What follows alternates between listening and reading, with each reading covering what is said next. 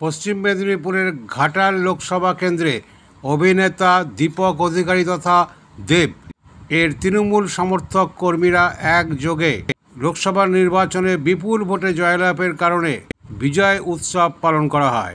সেই সঙ্গে অভিনেতা তথা বিজয়ী তৃণমূল প্রার্থী দেব বলেন, আমরা যে প্রতিশ্রুতি দেই সেই প্রতিশ্রুতি রক্ষা করা হয়, তাই এখানে মাস্টার প্ল্যানের যে প্রতিশ্রুতি দেওয়া হয়েছে এবং তার সমর্থনে বিপুল জনাদেশ আমরা যা পেয়েছি, তাতে এই স্বাধীনতার পর দীর্ঘ বছর ধরে যে প্রতীক্ষায় ছিল সেই মাস্টার প্ল্যানের প্রতীক্ষার অবসান হবেই। কারণ জনগণ আমার ওপর বিশ্বাস রেখেছে, সেই বিশ্বাসের মর্যাদা রাখবই এই 5 বছরের মধ্যে। ঘাটাল লোকসভা কেন্দ্র থেকে তৃণমূল প্রার্থী দীপক অধিকারী দেব জয়লাভ করায় কেশপুরের 8 নম্বর অঞ্চলের বক্সছড়ি গ্রামে বিজয় মিছিল বের করা হয়।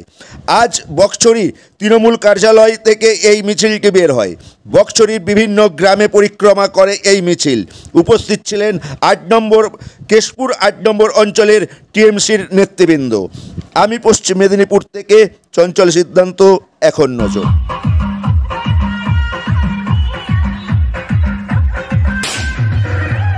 সিপিএম কংগ্রেস